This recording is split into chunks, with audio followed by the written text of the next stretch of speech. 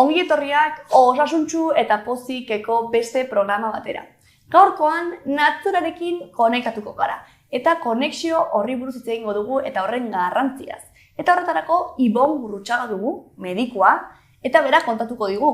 Ibon, zu kontatuko diguzu zertarako eta zergatik den naturarekin konektatua egotea garrantzitsua. Bai,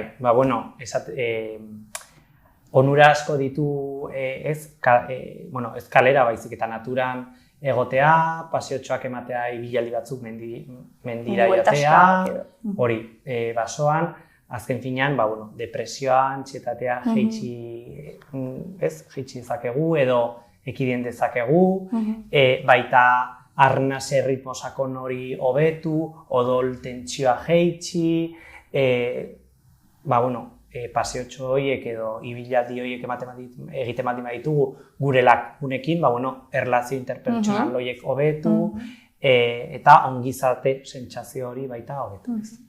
Eta zenbat denbora behar dugu naturarekin hori konexio hori benetan izateko eta onura horiek jasotzeko? Zenbat eta gehiago orduan eta hobe, baino kirolaren antzera edo parera 120 minutu, 150 minutu gutxienez, baita hori kirola egiteko, aprobetxatu situazioei, kirol pixkat egiteko eta bai. Eta gero, batzutan egiz orain udan, ateratzen gara kalera, mendi buelta bat ematera, eta eguzkiak ematen digu, Baina, eguzkia berez, onuragarria dela uste dut, baina puntu batera arte edo segurtasun batekin, Nola hartu eguzkiztibileak edo vitamina D hori segurtasunez? Beltzaran jartzea adibidez, ez da oso onuragarria. Ze azken finean, beltzaran jartzen garenean, gure larrua zala, marroiska edo jartzen da, beltzaran jartzen da, eguzkiaz babesteko. Baina gomendatzen dena da, goizeko lehen orduetan edo arratsaldeko azken orduetan, hau da, goizeko 12etatik, arratsaldeko 5 arte ordu horiek ekidin, beste orduetan eguzpizki batzuk jaso, vitamina D hori gure gorputza sintetizatzeko edo sortzeko, ez? Ze, onura asko ditu gure osasun mentalean, baina baita gure ezurretan, osteoporosia ekiditen du edo horretaz babesten gaitu, baino beti gomendatzen dena da, krema edo protekzio solarrarekin eguzki hartzea, ez? 50 SPF jartzen duena, Sun Protection Factor, horrekin, gutxienez 50ko protekzioarekin, eta ateratzen baldin bagara, goizeko 12etatik, arratsaldeko 5 arte, ordu horietan, kremarekin, kapelarekin edo txano batekin, eguzkiaz babesteko. Eta badaude, gorputzeko atalde ezberdinetan surgatzeko modu ezberdinak, hau da, vitamina D surgatzen da hobekiago zati batetik eta bestetik, edo ez? Ez, orokorrean, larrua zal guztia, mauka motzetan joaten baldin bagara edo pantaloneta batekin adibidez, arazorik gabe. Baina beti esaten izuan duan, ez? Krema edo krema solar horrekin, bai. Eta gero? Eguzkirako kremarekin. Bai, eguzkirako krema, garrantzitsua. Eta gero, mendi bueltaketa, horiek onuragarriak dira, luzeak egin behar dira, mendi potenteak edo ez du zertan? Bakoitza bere neurrian edo alduen neurrian, ez? Baina gomendagarria da, beti, kirola egiten baldin badugu oso gomendagarria da, eta baita mendi batean edo baso batean iritik kanpo egiten baldin badugu, hobe, azken finean, kirola onuragarria da, baina baita, airean dauden toxiko guzti horiek ez, autoengatik eta enpresengatik eta basoan edo mendian ez ditugu horiek aurkituko, eta baita, onuragarria da gure biriketako osasunerako. Asma daukan jendearentzat, EPOK daukan jendearentzat, eta bai. Eta adibidez, naturan ez baldin bagara bizi, hiri batean eta ze igual herri batean erresagoa da, ez? Bueltaska batzuk ematea edo ateratzea eta aire freskoa arnastea, baina hiri batean bizi den horrentzat? Bueno, gutxienez, adibidez, Iruñerrian badaukagu Arga ibaia hortikan paseotxok eman ditugu, eta baita hemen Euskal Herrian, ez dakit, 20 minututan autoz bazaude mendi batean, orduan ez daukagu arazoik. Ez dago eskusarik. Ez dago itzakiri, joan bagara. Hori, bai. Egunero edo asteburutan? Bueno, nik esango nuke asteburutan gutxienez. Egia da, gure egunerokotasunean autoa hartzea edo mendiputa batera joatea ez dela hain erreza, baina asteburuetan edo gutxienez. Beraz, gure bidikentzako onunagarria, estresarentzako, POK edo horrelako gaixotasunentzako. Bai. Beraz, joan bat da naturala nahiko txu. Bai. Venga. Apunteak ez, uda hontarako, mendira joateko. Hori, eta beti guzki kremarekin.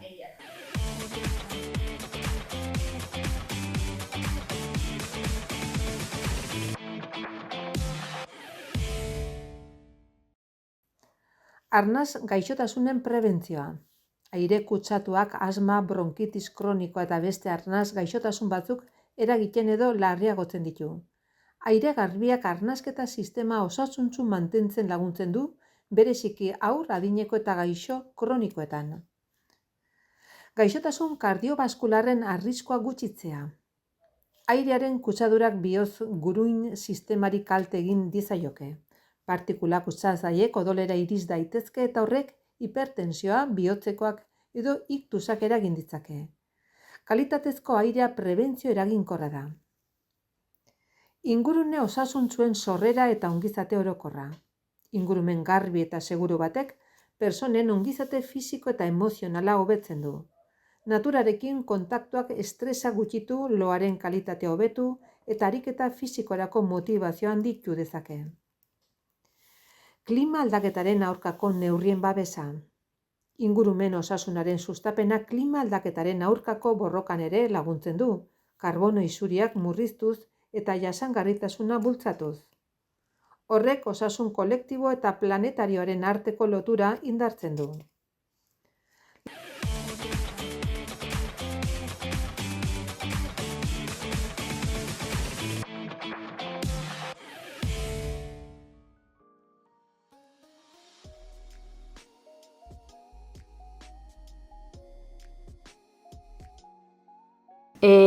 Oraingoan, zahartze goiztiarraren prebentzioa izango dugu hizpide.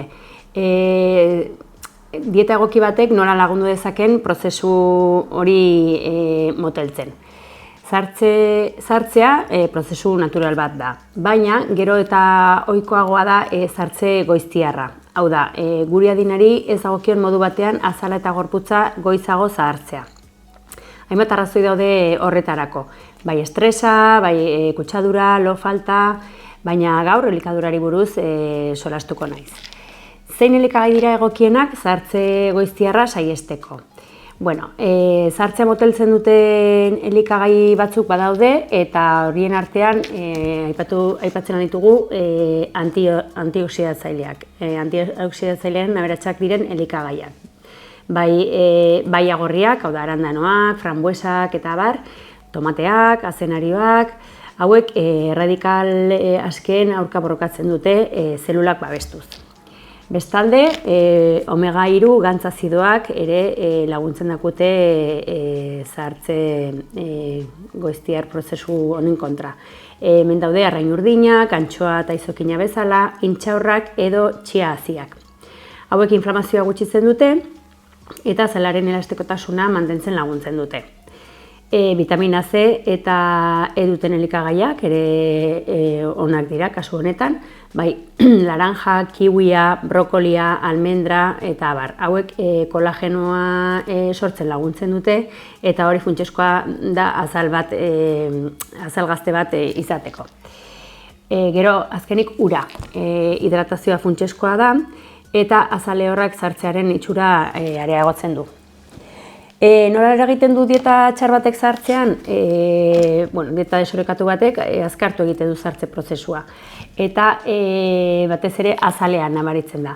Hemen, aipatu, azukreetako hipesaturatu gehiegik kolagenoaren degradazioa sortzen dutela eta horrek zimurdurak bizkortzen ditu. Zein nutriente falta lotu daiteke sartze goiztiarrarekin? Bueno, alde batetik C vitamina. C vitamina gabezia batek kolagenoaren ekoizpena oztopatzen du. Gero E vitamina, hau antioxidatzaile funtzionala da, eta faltan bali badugu azala kaltetu egiten da. Gero zinka eta selenioa ere bai, bi mineral hauek zelulen babesean eta berritzean parte hartzen dute. Eta gero omega-3 gantzen gabeziak inflamazio maila altuak eragin ditzazke. Eta honek sartze azkarra.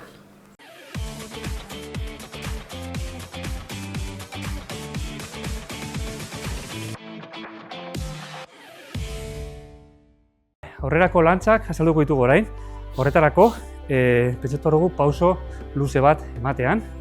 Eta gutxi gora bera, gure oinen zabale izan behar da pixka bat jabnilin edo erdi belaunikatuta gaudenean postura honetan, baina belauna lurran dauki gabe. Hau izango zen zabalera pixka bat. Orduan, imar duguna da pentsatu rail batzuen gainean gaudela, bai, egingo dugu pausoa aurrera eman, railen barruan, zuzen, hor, eta bueltatu berriz leku berera, bai? Saiatu oinak ez irekitzen eta dena zuzen edukitzen. Bale, garrantzitsua. Eta arazo bat agertzen dela askotan. Oinak oso gertu daude eta oso estua da eskuata, lantza, eta orduan estabilitate gutxi dago. Eta gainera barrura sartzen dira hankak askotan, belaunak, eta honek inestabilitatea sortzen du. Horretarako ezingo dugu egiten dugunean kontaktua lurrarekin, saiatuko gara lurra banantzen edo urruntzen gure erdiko marratik imaginarioa, ez? Erdiko marra imaginariotik. Orain ingo dugu hemen, eta orain etxerakoan lubera, egin dugu kanpora egin indarra, bai? Eta honek ematen digu aktibazio extra, bai ipurdiko giharretan eta korean. Eta hemendik izango gara askoz ere estabilitatea handiagoarekin aterako gara. Dezakegu hor, pam, zeozer atletiko nahi badugu, hori, beti kontrako hankarekin, edo normal kargalekin bain badaude, dezakegu hemen, edo besoak hemen normal. Normalean naturalateatzen da kontrako besoa aurrera eramanez. Alboz horrela ikusiko zen. Fuerte.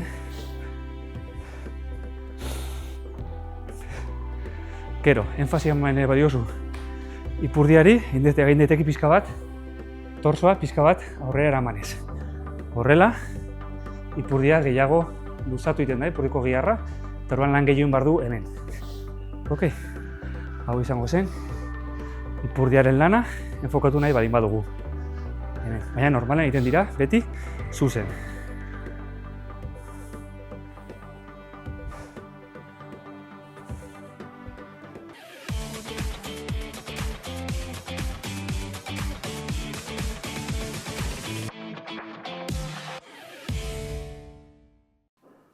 Ongi, orain postura zuzentzeko arnasketak egingo ditugu.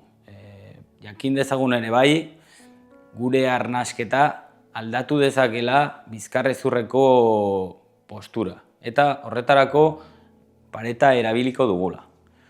Orduan, ariketa honetan paretaren aurka jarriko gara. Gure bizkarreko kurbak nabarituko ditugu. Lumbareko kurba, lepoko kurba, eta hauek zuzentzeko mugimendu txikiak egingo ditugu. Orduan, lumbaretan hau zuzentzeko erretrobertsioa egin behar dugu. Erretrobertsioa, lehen azaldu duan bezala, aldakak eta saietzak elkartzea da. Edo mugimendu hori nabaritzen da. Orduan, eskua atzean jartzen dugu eta zapusten dugu paretaren aurka. Ere, lepoa autoelongatu egiten dugu, pixka bat mentoia sartu eta hemendik tiroi txikitxoa bezala egingo bagenu. Orduan, bi mugimendu hauek egiterakoan, saiatuko gara arnasketa, izterrak eta sabela pixka bat irekitzen, egiten.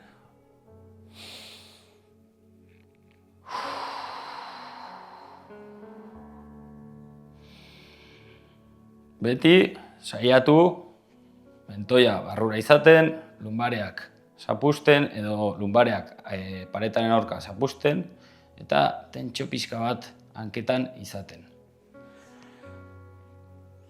Bueno, hemen jarriko naiz eta hau 10 segundu, 20 segundu gehienez egin ditzakegu. 3 aldiz, gehienez ere bai.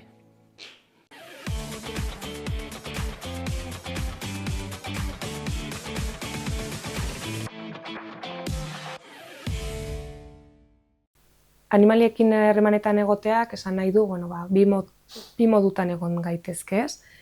Terapia asistida esaten dena, hau da animaliekin terapia egiten denean, horiek oso terapia konkretuak dira eta normalean garapen neurodivergentea dutenak, ez? Esaten zaien horiekin autismoa edo intelektualki galera batzuk izan dituztenak edo edozein horrelako edozein pertsona eta batez ere aurrekin, eta ikusi da oso onuragarriak direla, garatzen dituztelako psikomotrizietatearen aldetik, bai kognitiboki, bai harremanetan besteekin eta ere bai, baliabide asko.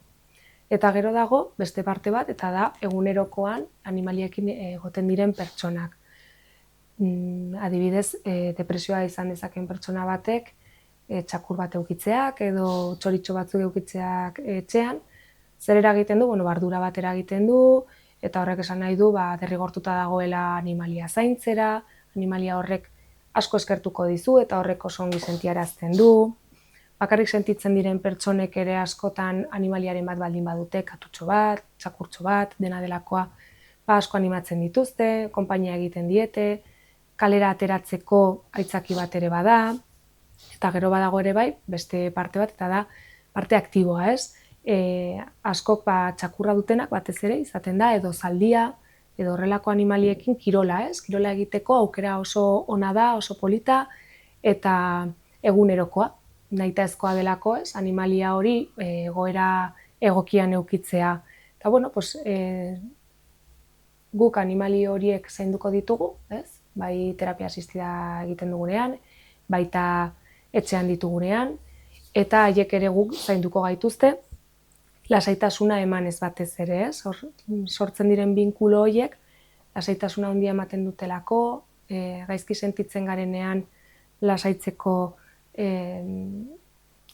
gaitasuna daukate animaliak askotan, eta maitasuna, ez? Azkenean guk kognitiboki gaukagu garapen bat, eta gai gara animaliak ere maitatzeko eta hobeto sentitzeko.